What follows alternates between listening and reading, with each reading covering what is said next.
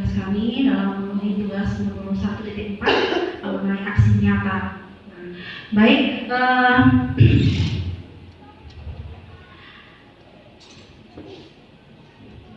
ya. Baik, di sini berbicara mengenai budaya positif.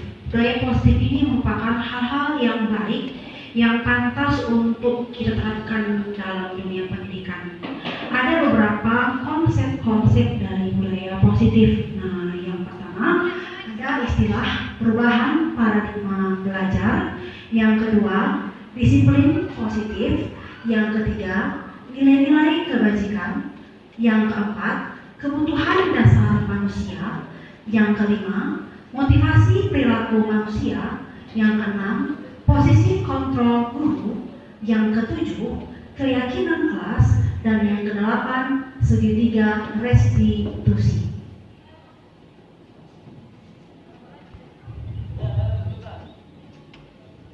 Baik, pembelajaran dengan paradigma baru. Nah, pada kurikulum Merdeka ini kita dituntut untuk bisa memerdekakan murid. Nah, sebagai seorang guru, kita harus mampu menerapkan prinsip berdiferensiasi. Artinya kita itu pada saat kita menghadapi guru di dalam kelas, kita harus menyesuaikan bagaimana tingkat nalar dari siswa itu. Kita tidak bisa menyamakan satu dengan yang lainnya, karena kita yakini seperti filosofi Bapak Ki Hajar Dewantara bahwa masing-masing peserta didik itu memiliki kodrat zaman dan kodrat sosial. Artinya mereka itu memiliki masing-masing latar belakang keluarga yang berbeda, sehingga itu salah satu melatar belakangi bagaimana mereka belajar di dalam kelas. Sehingga sebagai seorang pendidik kita seharusnya mampu melihat dari sudut pandang seperti itu, sehingga kita bisa memang betul-betul menuntun dalam arti kata mengarahkan siswa dalam menggapai apa yang dia harapkan.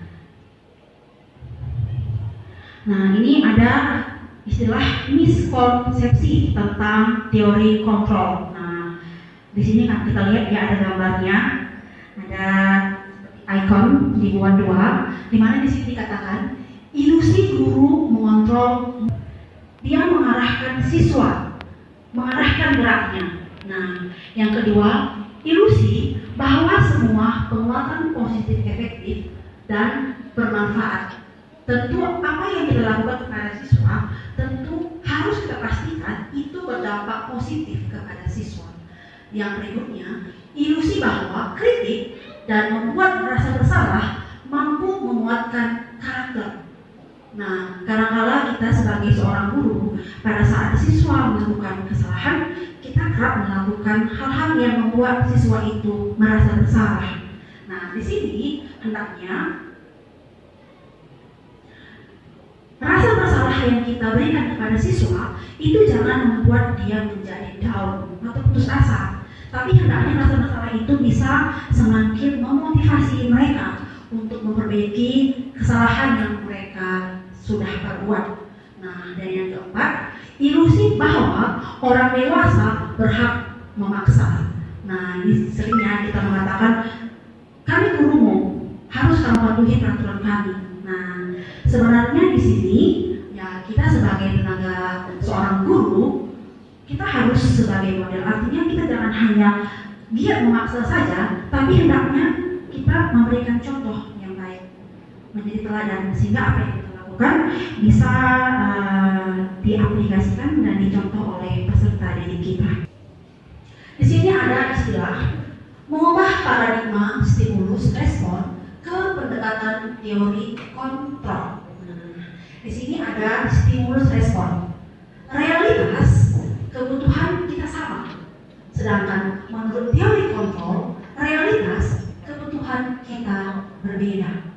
Nah, kita ketahui ya, kadang-kadang kita melihat siswa itu udah sama saja, padahal masing-masing siswa itu seperti yang kita bilang tadi, ada kodrat zaman, ada kodrat sosialnya, masing-masing itu berbeda. Nah, yang kedua, semua orang melihat hal yang sama, sedangkan teori kontrol setiap orang memiliki gambaran yang berbeda. Yang ketiga, kita mencoba mengubah orang agar berpandangan sama dengan kita. Sedangkan menurut teori kontrol, kita berusaha memahami pandangan orang lain tentang dunia. Selanjutnya, orang lain bisa mengontrol saya. Menurut teori kontrol, hanya Anda yang bisa mengontrol diri Anda. Stimulus respon, saya bisa mengontrol orang lain. Menurut teori kontrol, Anda tidak bisa mengontrol orang lain. Berikutnya, pemaksaan ada pada saat rujukan gagal. Yang menurut teori kontrol, kolaborasi dan konsensus menciptakan pilihan-pilihan baru. Menurut stimulus respon, model berpikir menang atau kalah. Menurut teori kontrol, model berpikir menang-menang. Nah, inilah perbandingan antara stimulus respon dan teori kontrol mengenai paradigma pendekatan perubahan dalam dunia pendidikan. Selanjutnya, kita masuk ke konsep yang kedua, yaitu mengenai disiplin positif. Ya, sering sekali ya kita sebagai guru atau sebagai guru di sekolah swasta, misalnya contoh konkretnya pada saat datang ke sekolah mungkin untuk mengajar, kerap kali mungkin kita itu datang ke sekolah itu mungkin kan ada peraturan, ada hal-hal yang harus kita penuhi, ada hal-hal yang kita takuti dan sifatnya memaksa. Nah, tapi di sini dikatakan disiplin positif. Nah, disiplin berasal dari kata disiplina yang artinya belajar. Disiplin mengacu pada disiplin diri yang memiliki tanggung jawab terhadap apa yang dilakukannya berdasarkan nilai-nilai yang diyakini. Disiplin positif merupakan salah satu cara penerapan disiplin yang bertujuan untuk menumbuhkan kesadaran serta memberdayakan peserta didik tanpa imbalan penghargaan, reward, atau punishment ataupun hukuman. Nah, jadi itu berangkat dari kita dulu Bapak Ibu guru. Artinya agar anak kita juga bisa menerapkan disiplin positif, tidak ada unsur paksaan. Misalnya pada saat kita menugaskan mereka, pada saat kita mengajak mereka belajar dalam kelas, itu pertama sekali harus berasal dari diri kita. Nah, artinya itu memang bukan menjadi paksaan, tapi itu memang menjadi prinsip dari diri kita masing-masing. Ini ada beberapa nilai-nilai kebajikan.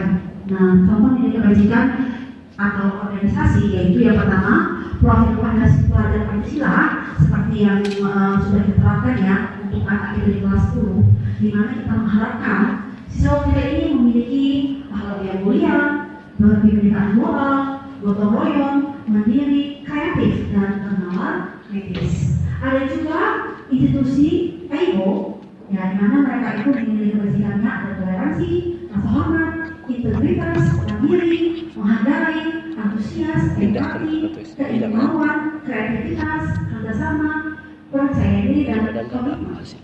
Selanjutnya ada life style. Di sini ada dapat dipercaya, lurus hati, pendengar yang aktif, tidak memenangkan orang lain, dan memberikan yang terbaik dari diri. Nah, sekarang tergantung pilihan kita dari organisasi ini yang mana yang paling pantas terlebih dahulu kita terapkan dalam pilihan kita. Apakah kita murni mengikuti profil pelajar Pancasila atau kita ada adopsi dari beberapa organisasi ini. Nah, selanjutnya kita masuk mengenai kebutuhan dasar manusia. Maka dipikir ya, setiap manusia itu memiliki yang namanya kebutuhan dasar, dan itu harus dipenuhi agar hidupnya dapat berjalan dengan baik. Ada beberapa kebutuhan dasar manusia. Ada 5 kebutuhannya. Yang pertama itu adalah kebutuhan dasar untuk bertahan hidup sebenarnya di sini. Nah, untuk bertahan hidup, di mana tanpa kita sadari memang ya kebutuhan pokok makan, tempat tinggal, apalagi Bapak Ibu kebutuhan pokok yang harus kita miliki, pangan,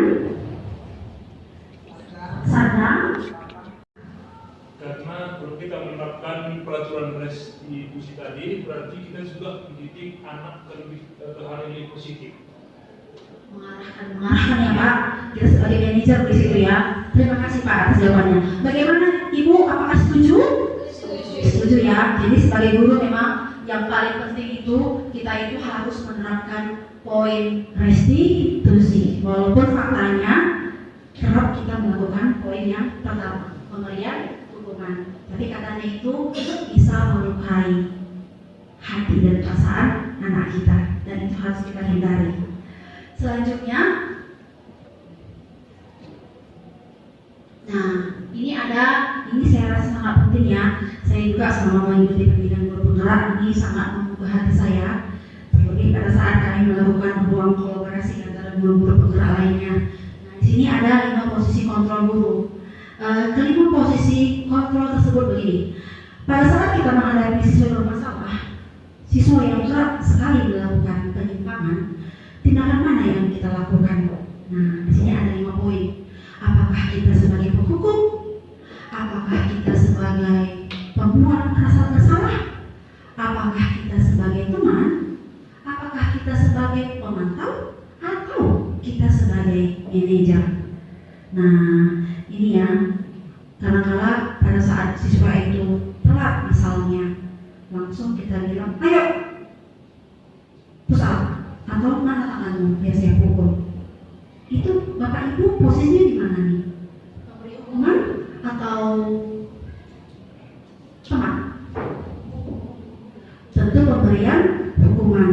Nah, jadi di sini ada 5 posisi kontrol ini ya.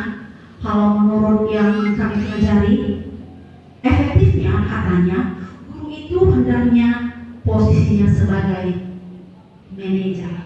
Nah, manajer dalam arti kata dia itu sebagai orang yang menuntun, mengarahkan, dan memberikan kebebasan siswa untuk berekspresi mengenai apa yang harus dilakukannya. Dia harus mandiri, berpikir mengenai solusi, mengenai tindakan penyimpangan yang sudah dia lakukan. Bukan berarti jika kita sudah menjadi manajer, kita tidak bisa menjadi teman, bisa. Tapi kerap siswa pada saat kita buat menjadi teman, nah ini sering sekali ya, kita mendapati siswa yang akhirnya kurang sopan kepada kita.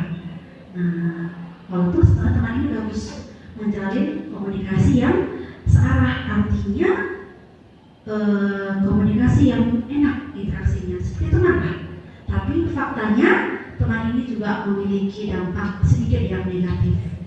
Nah, pemantau kita mengamati dan membuat rasa bersalah. Nah, selanjutnya ini adalah beberapa penerapan 5 posisi kontrol guru. Ibu silakan bacakan Bu.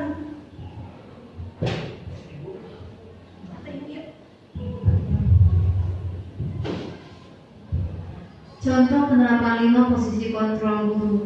Kasus siswa tidak memakai atribut lengkap saat upacara bendera. Hormat bendera selama 1 jam, itu termasuk hukuman. Berapa kali ibu bapak harus memberitahu kamu? Kamu selalu saja mengecewakan ibu bapak.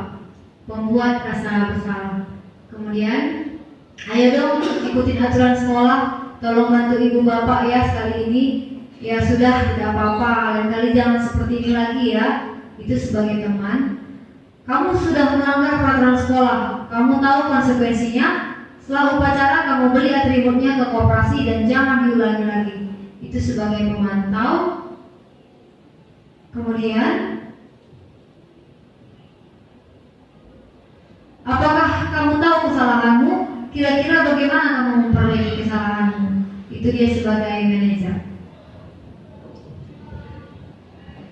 Jadi dikatakan oleh Ibu Haka ya, ada beberapa poin yang harus kita lakukan. Sehingga dari beberapa kasus ini, yang mana yang paling tepat Bapak Ibu sebagai ya manajer? Apakah itu mudah kita lakukan? Ya mungkin mudah, butuh proses ya. Seperti yang sebelum kita bicarakan, semuanya butuh proses. Karena kita sudah identik mungkin poin yang nomor 1 dan nomor 2. Nah, selanjutnya masuk ke juga mengenai keyakinan kelas. Nah, berbicara mengenai keyakinan kelas, ini adalah suatu hal mengenai kesepakatan yang dilakukan di dalam kelas. Sama seperti kita baru masuk tahun ajaran baru ini, hendaknya pada saat kita memulai pembelajaran di awal semester, terlebih dahulu kita buat yang namanya keyakinan kelas, agar pada saat keyakinan kelas itu dilanggar, siswa itu paham bahwa ada yang sudah dilanggar dari hasil kesepakatannya itu. Nah, ini ada beberapa contoh-contoh keyakinan kelas. Apalagi kita sebagai wali kelas, terlebih dahulu hendaknya kita pertama sekali masuk, kita harus membuat yang namanya keyakinan kelas dari hasil diskusi kita, kolaborasi dengan siswa. Setelah itu hasil keyakinan kita buat menjadi peraturan kelas. Nah, ini dia, ada bertanggung jawab, berhati-hati, bersopan santun, dan bertanggung jawab lagi. Nah, ini ada beberapa poin ya. Nah, selanjutnya ini kita lihat ada pembentukan keyakinan kelas. Dia kesannya akurat, singkat, berupa pernyataan universal. Berarti itu kesepakatan dari semua pada kelas.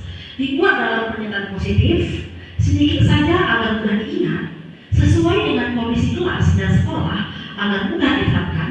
Dan yang terakhir, semua warga sekolah atau warga kelas dilibatkan saat membuat keyakinan kelas. Nah, berarti di dalam kelas kita itu harus melihat dari permasalahan ini. Kamu berhak merasa begitu. Nah, seharusnya kata-kata seperti ini yang kita lontarkan kepada peserta didik kita. Nah, selanjutnya ada istilah validasi tindakan yang salah. Nah, ini ada kata-katanya. Kamu pasti punya alasan mengapa melakukan hal itu. Yang kedua, padahal kamu bisa melakukan yang lebih buruk dari ini ya. Yang ketiga, kamu patut bangga karena telah melindungi sesuatu yang penting buatmu. Dan yang keempat, kamu melakukannya karena mempertahankan sesuatu yang penting bagimu. Artinya di sini kita mengorek sesuatu, tapi dengan tidak menyalahkan anak-anak. Nah, selanjutnya ada menanyakan keyakinan. Nah, disinilah siswa itu diajak untuk memberikan pendapatnya, untuk memberikan solusi dari apa yang dia lakukan. Nah, lalu kita tanyakan, dari apa yang kamu berbuat itu kamu kira-kira keyakinan kelas apa yang sudah kamu lakukan?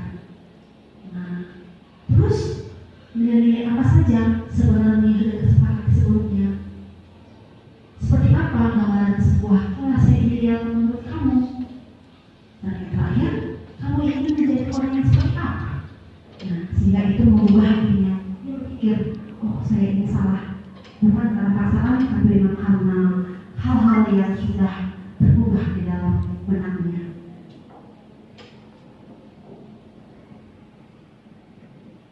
Nah, ini ada poin penutup. Nah, di sini dalam penerapan program disiplin positif, hendaknya guru memiliki standar kepribadian, profesional dan sosial yang baik, di mana guru mampu merefleksikan dirinya dalam posisi kontrol saat ini. Bagaimana perjalanan dirinya sebagai among atau manajer yang menuntut murid-muridnya menjadi insan yang mandiri, merdeka, dan bertanggung jawab. Terima kasih. Terima kasih Bapak Ibu atas pemaparan saya mengenai budaya positif. Kira-kira dari yang saya sampaikan ada yang ingin Bapak Ibu pertanyakan atau memberi penguatan? Silakan.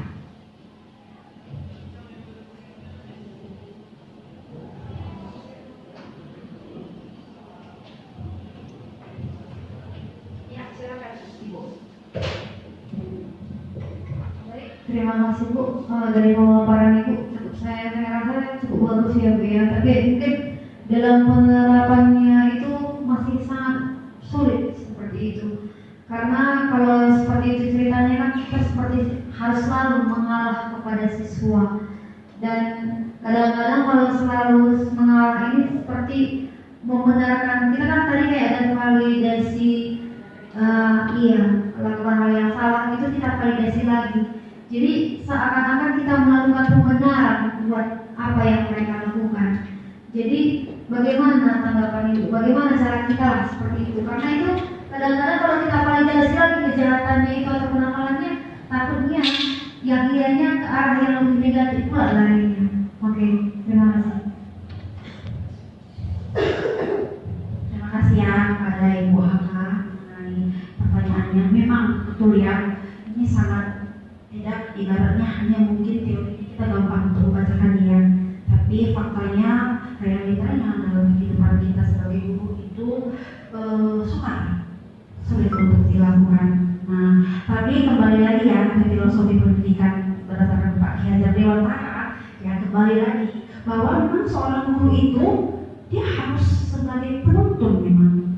Nah, kita tidak boleh ibaratnya selalu menjudge, langsung memojokkan siswa itu, tapi kita harus validasi dulu kira-kira kenapa dia melakukan kesalahan itu.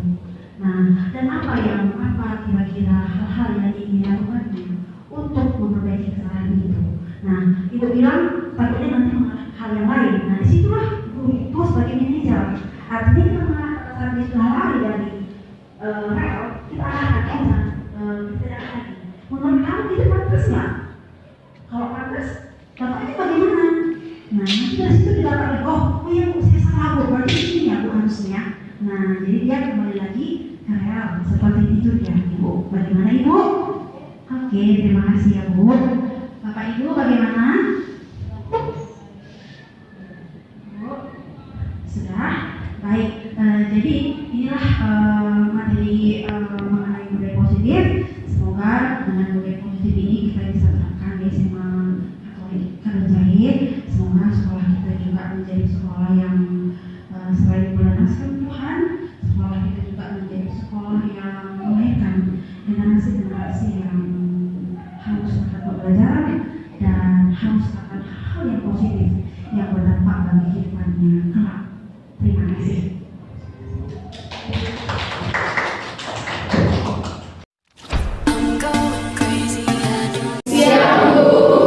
Baik, apa kabarnya semua? Baik, Bu. Baik, walaupun ini sudah berakhir ya, tapi Ibu harapkan masih ada semangat di dalam diri kalian masing-masing. Ya kan Gitma? Masih semangat ya? Iya Bu. Semangat, baguslah. Baik, kali ini ya di sini Ibu akan mensosialisasikan atau sedikit memperkenalkan mengenai apa itu konsep inti dari budaya positif. Tapi ini sebelum kita masuk ya ke poin-poin ini, Ibu ini kira-kira ingin tahu ya, siapa ya? Apa itu maksudnya budaya positif? Siapa? Ya, silakan. Kebiasaan yang positif berarti kalau sudah kebiasaan berulang-ulang berarti ya.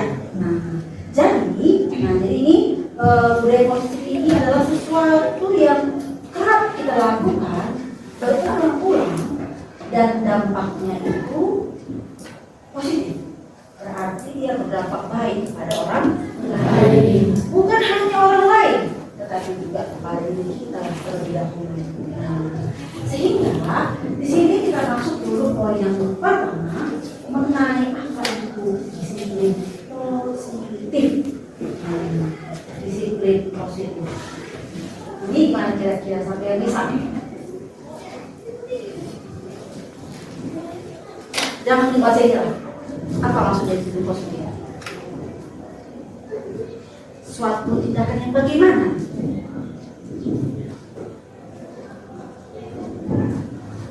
Angkat tangan yang bisa.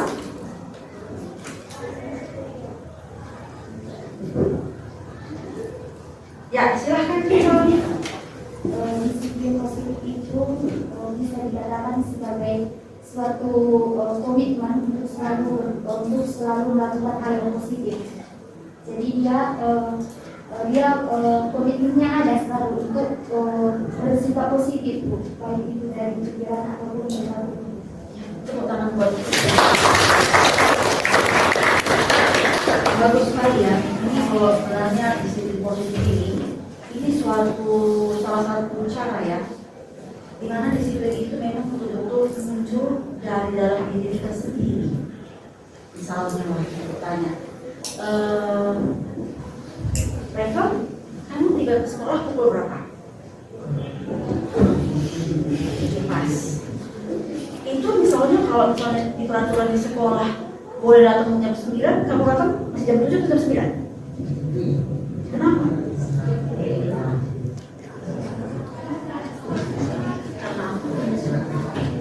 Karena kebiasaan yang terpaksa itu memang sudah benar lagi. Yakin? Bukan karena ada upload jamnya dari segi dari kamu hanya jam 1. Memang benar lagi. Ya, itu adalah disiplin posisi. Kalau itu nak ya, di fakta kan kerap sekali orang karena disiplin ini, justru disiplin ini menimbulkan yang namanya pelanggaran. Tahu nggak ada maksudnya ini? Saya kasih contoh misalnya di sekolah di kelas ini, kalau saja si Robi mencolek si Veronica, coleknya. Saya ini Veronica itu marah dia. Tapi karena dilihatnya saya datang, ibu guru datang, berarti harus ketik kelas. Nah, seketika kesalahan si Robi tertutup. Ini kadang-kadang disiplin ini juga, makanya disiplin ini harus hati-hati. Makanya disiplin ini nggak sembarangan. Ini harus kita ikutkan dengan positif di sini. Karena kalau disiplin ini kadang-kadang memaksa sifatnya, hanya karena adanya aturan. Nah, makanya terlebih dahulu disiplin ini harus muncul dari dalam diri sendiri. Sama kayak kalian kelas 12 saat ini. Mau bimbel, mau belajar. Apa tujuan kalian? Biar ikut-ikutan dapat PTN atau memang dari diri kalian ingin kuliah di negeri? Yakin di Brenang? Yakin ada bimbel kamu sekarang? Mau ada daftar? Masih nanya itu Oh gitu, masih sugesti namanya. Baik, nah ini. Yuk bacakan dulu, silakan Steven. Ini.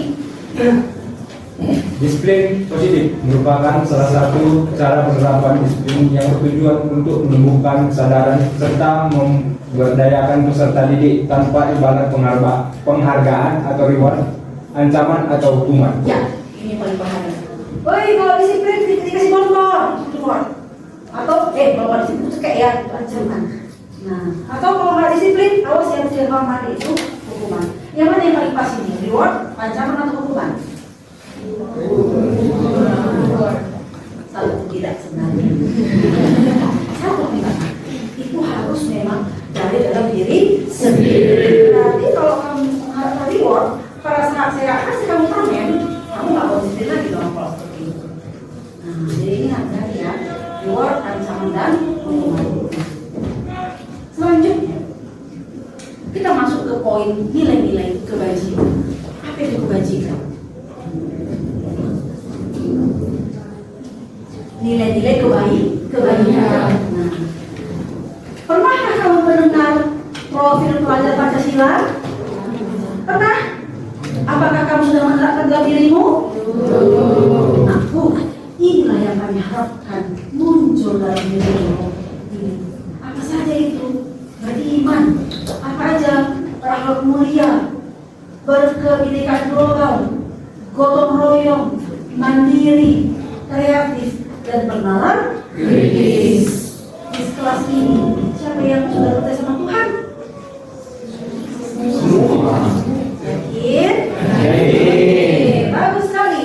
Siapa di sini yang sudah berkebinekaan global?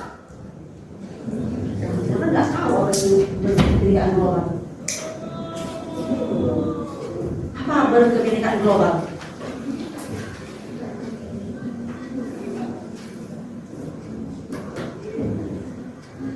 Berkebinekaan global berarti memiliki wawasannya luas.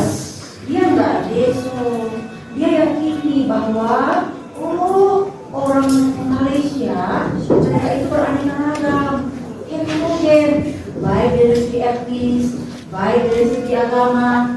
Oh, tapi mereka rukun dan damai. Mereka yakini, oh rupanya kalau di Arab Saudi sana wanitanya itu memang harus menutup aurat. Itu kan sudah kewajiban mereka, dan kita hargai kan?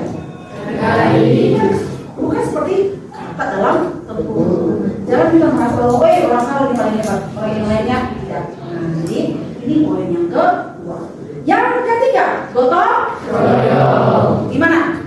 Sudah diterapkan? Sudah. Saya lihat memang saya akan jempol sama kalian. Lihat dari kalian pakai taplak. Nah, kan enak pakai taplak? Tidak belajar. Berarti kalian sudah sama-sama bergotong royong menciptakan suasana kelas yang nyaman. Nah, gara-gara dipaksa di sini kan, Robi, apakah Robi tidak bawa taplak? Ini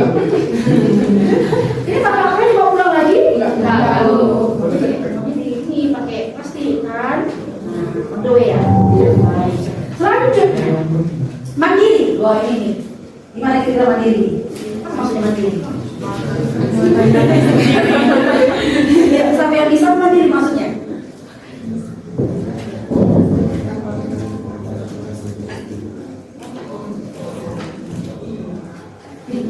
Saya jujur ya, kalau evaluasi ini saya lihat mayoritas sudah mandiri. Kenapa ibu bilang begitu? Karena saya lihat pada saat belum saya masuk atau saya pergi di dalam kelas, itu ada banyak orang-orang di sini yang memang mau belajar. Nggak perlu suruh dia membuka buku. Nah, ya kalau kita waktu itu bilang, ya, apa bedanya ya Bu? Siswa SMA 1 dengan siswa SMA Katolik kadang-kadang gitu. Ini bedanya. Mereka itu nggak ada guru tuh mereka belajar. Kalau mau belajar ada juga sih enggak. Tapi pada umumnya belajar mereka. Gurunya permisi bilang, anak-anak tunggu bentar ya mau ke dapur pada desa. Mereka bilang, mereka belum lebih Bu. Dia bilang apa? Beda dengan kita. Mereka bilang apa? Yes. Sering-seringnya pulang. Tapi mereka enggak. Wah, Bu, saya kali akhirnya mereka belajar sendiri. Apakah nilai mandiri ini sudah full dalam diri kita masing-masing? Perlu diisi ya. Perlu masih diisi. Karena masih ibaratnya standarnya itu ada, cuman belum maksimal. Nah, selanjutnya kreatif. Gimana kira-kira? Apa kreatif?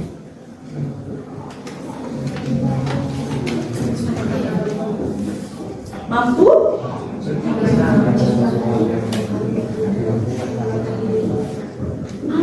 menciptakan hal-hal yang baru. Discovery atau invention? Kalau discovery penemuan baru, kalau invention dia ini kelanjutan dari penemuan baru. Gimana nih? Apakah kamu menemukan hal yang betul baru atau melanjutkan yang sudah ada? Ini kreatif ya, artinya misalnya kayak ini lah, mau lulus hias kelas katanya. Ini kan sudah ada hiasan ini, ya kan? Nah, kita sudah ada lagi, sudah ada discovery di sini. Kira-kira apa ya yang kami lakukan biar ini semakin indah? Itu kreatif namanya. Nilai dirimu ya, saya ini sudah kreatif atau belum? Jawab dirimu sendiri. Nah, selanjutnya bernalar kritis. Apa kritis? Koma? Itu kritis. Apa yang sih Pak? Ini itu kayak mau kita tahu hal baru. Tahu mengenai hal baru terus?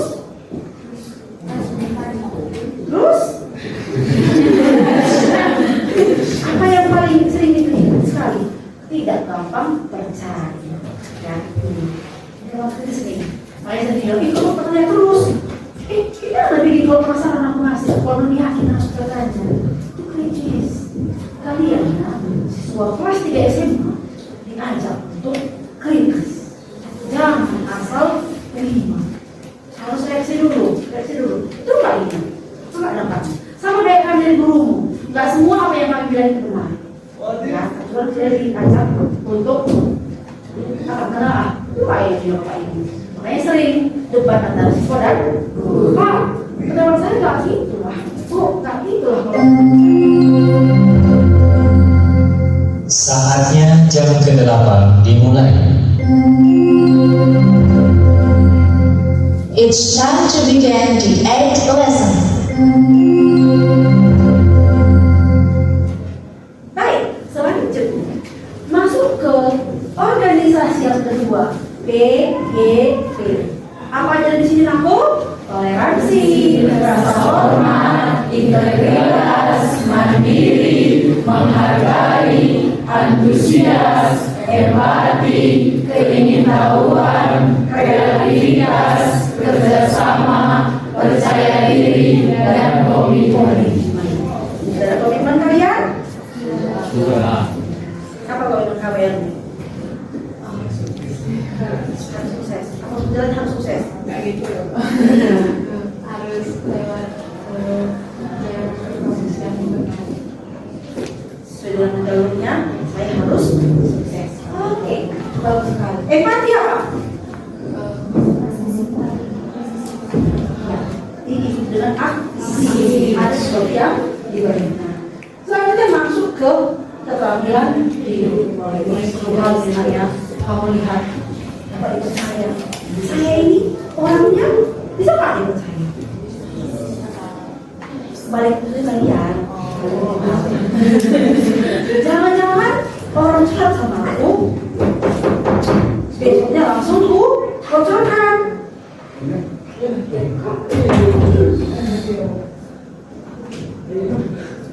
Gimana kira-kira Robi? Kan kalau orang curhat sama aku langsung bocorkan besoknya. Kamu jaga. Saya tanya. Siapa namanya ini? Ya Sinta. Di kelas ini siapa kira-kira orang yang bisa percaya? Yang akan sering curhat? Saya. Belum ada? Sudah 3 tahun bersama? 2 tahun belum ada? Belum ada ya? Angkat tangan, siapa di sini yang sudah menemukan orang yang tepat curhat di sini? Oke, Eka, siapa Eka? Desa. Oh, desa ya. Sekali. Siapa lagi? Kamu siapa? Erwin. Erwin. Kamu aku siapa? Siapa yang mengenal? Oh, siapa lagi? Siapa lagi angkat tangan? Armen, siapa? Siapa? Nak kenal? Tapi jauh loh mereka. Tadi bisa dipercaya? Iya, 3 tahun sampai nggak mau nggak bisa. Berarti desa dan yang lainnya nilai ini ya ada pada diri kamu. Perhatian. Memang ini sangat penting loh. Dimanapun kamu nanti ya, pada saat kamu bekerja di perusahaan dimanapun itu, ini kepercayaan ini janganlah sempat kamu apa namanya? Apalagi kalau kamu bekerja dengan etnis Tionghoa. Itu saudara kita ya, mereka itu paling poin pertama nih. Bisa dibuat percaya, lurus hati, lurus hati, tulus karena jangan merasa kamu menolong orang, ada sesuatu yang ingin kamu tolong siapa yuk? Alfo. Ya nanti pas makanya kasihnya aku bunga misalnya. Hati aku ini sudah untuk diciptakan ini. Sulit. Makanya ini sekarang aku terus nggak sebenarnya. Tapi ya gimana? Orang akan bisa merasakan saat kamu terus hati. Yang berikutnya pendengar yang aktif. Pendengar yang aktif. Pendengar aktif. Ya, Veronica. Pendengar aktif itu kayak menurutku misalnya aku cerita ke Arne nggak salah belum bisa masalah aku. Dia nggak cuma dengar, dia kasih solusi sampai sana. Tepuk tangan buat Veronica. Tapi saya ngomong, saya cerita, dia dia nggak hanya benar, dikasih solusi. Masuk lagi, yuk kalau itu gini jadi jangan kamu sedih, jangan sampai itu. Nah ini benar ya. Yang berikutnya, tidak merendahkan orang lain. Jangan sombong. Sehebat-hebatnya kita, humble, tetap rendah hati. Ya, sekali ya. Kemanapun kamu nanti kuliah, kemanapun nanti kamu berangkat, jadi apapun kamu nanti, sesukses apapun kamu nanti, ini tolong kamu jaga. Tidak orang lain. Itu ya. Yang paling terakhir apa itu? Memberikan yang terbaik dari diri. Itu maksudnya nih. Memberikan yang terbaik dari diri.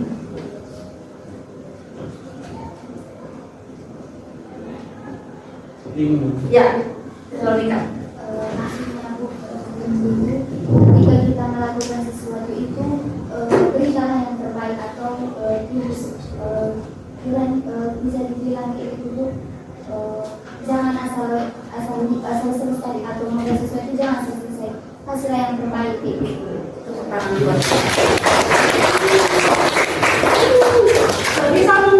Sebisa mungkin ya, kecuali kalau nggak bisa.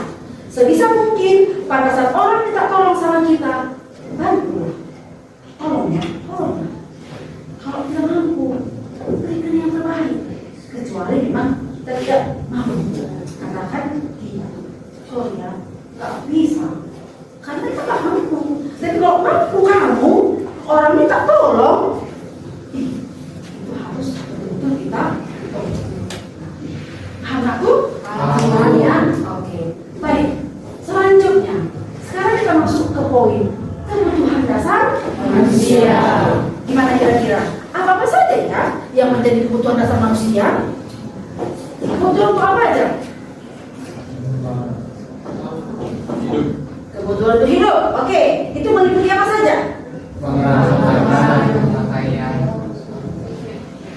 Ini kurang bagus ya. Nah, kita lihat nih kebutuhan dasar ini. Ada istilahnya kebutuhan untuk bertahan hidup. Apa saja itu? Makan. Apa lagi? Pakaian. Tempat tinggal. Kebutuhan untuk bertahan hidup itu harus nggak dipenuhi? Harus. Itu kalau sempat nggak terpenuhi gawat. Harus. Selanjutnya ada kebutuhan untuk apa nih? Kamu lihat, cinta. Kebutuhan untuk dicintai. Siapa di sini yang nggak boleh dicintai? Pak tangan dulu. Saya rasa semua orang mau dicintai, mau dihargai. Anak-anak yang sering caper itu cari perhatian, sering nakal. Setelah diselidiki, rupanya dia kurang kasih sayang. Apalagi kebutuhan apa lagi? Kompetensi. Apa kompetensi? Untuk bersaing, untuk diuji sama kamu. Kalian dalam diri kalian ada nggak sesuatu yang ibaratnya kalian mau hidup ini begini aja, atau kalian senang untuk berkompetensi? Karena begini, pada saat kita melakukan sesuatu hal yang melewati tangan, maka kita akan memunculkan pribadi yang lebih baik lagi. Nah, selanjutnya, free, kebebasan. Apa itu free? Itu apa? Ya, bebas untuk memilih, bebas takut, bebas apa lagi? Iya, bisa saya mengutarakan pendapat, apa lagi? Bebas dalam bertindak. Ya, bertindak katanya. Ya kan ya saya. Nah, selanjutnya kesenangan. Suka aku lah kalau hobiku kata saya misalnya. Nah, apa lagi? Kekuasaan. Sini ada yang mau jadi presiden? Angkat tangan. Yang mau jadi gubernur? Bupati? Anggota DPR?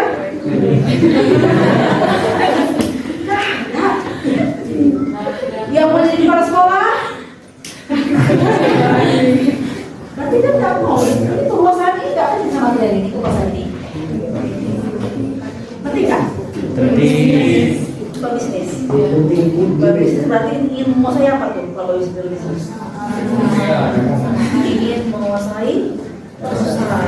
Tujuannya untuk menguasai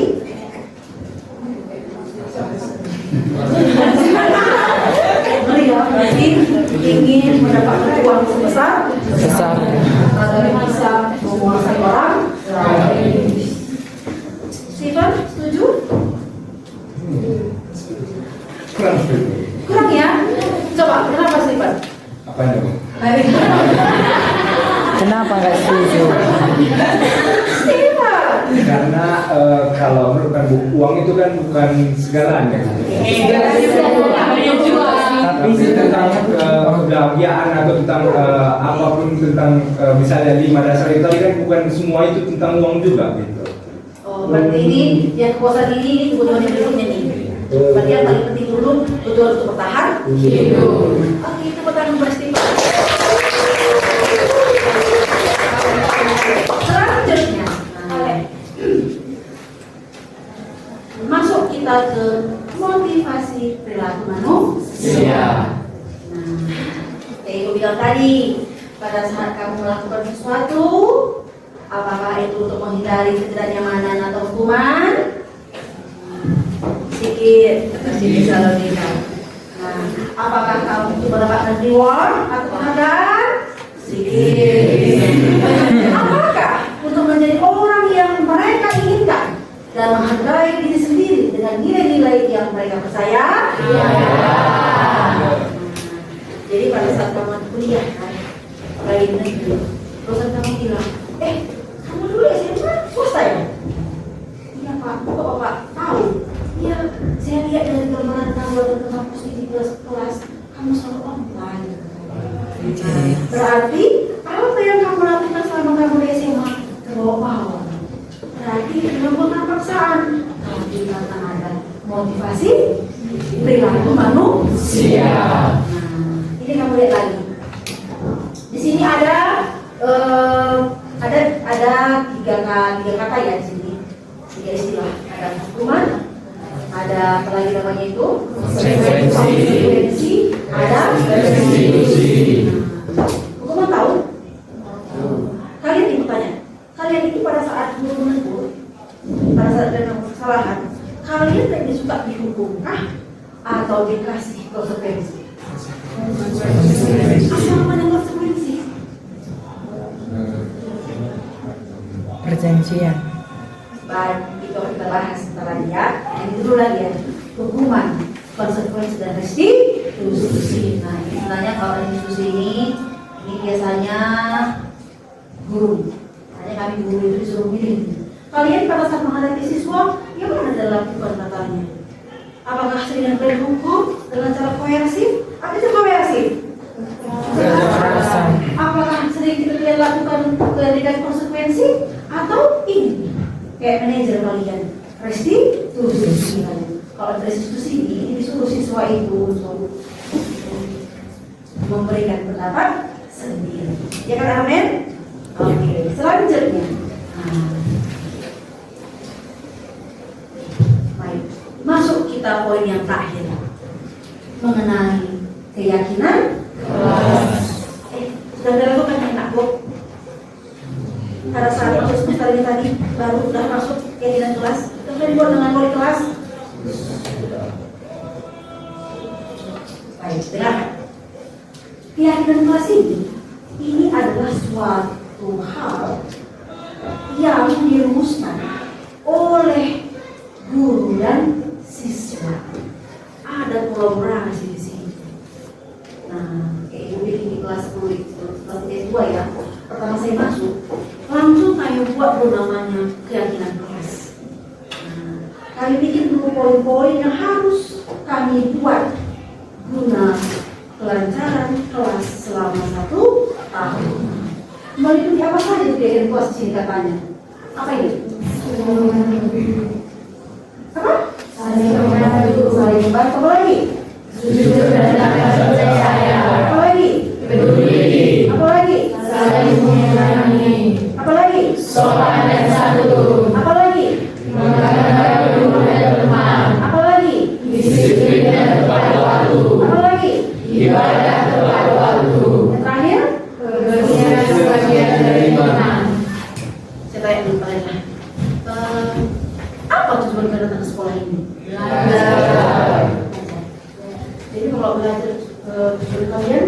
Kira-kira apa yang menunjang pembelajaran itu biar enak di kelas? Berarti poin pertama bersih. Maka guru akan bilang, kalau emang bersih pertama yang harus kita lakukan, coba apa kira-kira hal atau tindakan yang kita lakukan biar kelas itu terus bersih? Membuang sampah. Maksud kan? Katakan misalnya, Bu, menurutku ini kata Steven. Apa menurut Steven misalnya? Membuang sampah pada tempat. Oke, siapa yang setuju dengan Steven? Berarti poin yang pertama, tulis sekretaris. Membuang sampah pada tempat. Apa lagi kira-kira? Menyapu kelas pada saat mengawali atau terakhir? Terakhir. Berarti kalau mau kedua, kalau terakhir menyapu kelas berarti besoknya terus ya pagi-pagi ya. Berarti terakhir saja. Setuju dengan mereka? Setuju. Catat lagi oleh guru, catat lagi oleh sekretaris. Itu sudah dua ya, keyakinan kelas. Masuk lagi. Selain bersih, apalagi kira-kira yang menunjang agar semangat dalam kelas? Ketertiban warga kelas. Apa saja itu yang harus dilakukan untuk mewujudkan siswa yang tertib?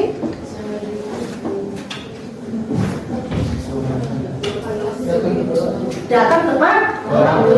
Apalagi? Menghargai guru pada saat menerang. Apalagi? Ya, tidak boleh masuk pada saat berkelas pembelajaran. Dapat lagi dengan keyakinan. Apalagi yang menunjang biar nyaman dalam kelas? Tadi bersih, tertib. Apa lagi? Biar enak dalam kelas.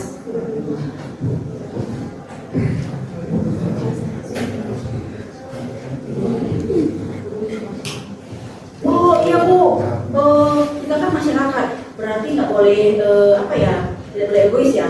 Berarti apa itu dalam istilah kata-kata baiknya itu, kata-kata positifnya? Apa kata-kata kebajikan itu? Tolong menolong. Itu kan kata-kata kebajikan ya. Gotong royong Bu, tolong menolong. Berarti kami ditulis lagi lah apa-apa saja kesepakatan sehingga muncullah peraturan kelas. Baik ya, jadi ibu harapkan enak. Ini penting sekali ya diterapkan. Nah, di dalam mengawali proses pembelajaran di semester awal. Mungkin diangkat kalau terlalu sibuk belum ya. Nah, atau memang sudah dilakukan? Sudah. Mana contoh kegiatan kelasnya, peraturannya? Jadi buat? Masih baru ya. Tapi seiring berjalannya waktu, sudah beliau di baik. Jadi anak ibu, nah yang kelas 12 ya, 12 IPS 1. Dimana sebentar lagi kamu itu tamat kelas 3 SMA. Kiranya budaya positif itu, nah budaya positif teruslah kamu laksanakan aku. Nah, kenapa? Karena budaya positif ini sangat penting. Tidak mungkin belajar budaya positif. Kayak sering kita bilang, pintar pun kamu, tapi kalau tidak punya etika sama dengan tidak terlalu pintar pun, tapi kalau punya etika sama dengan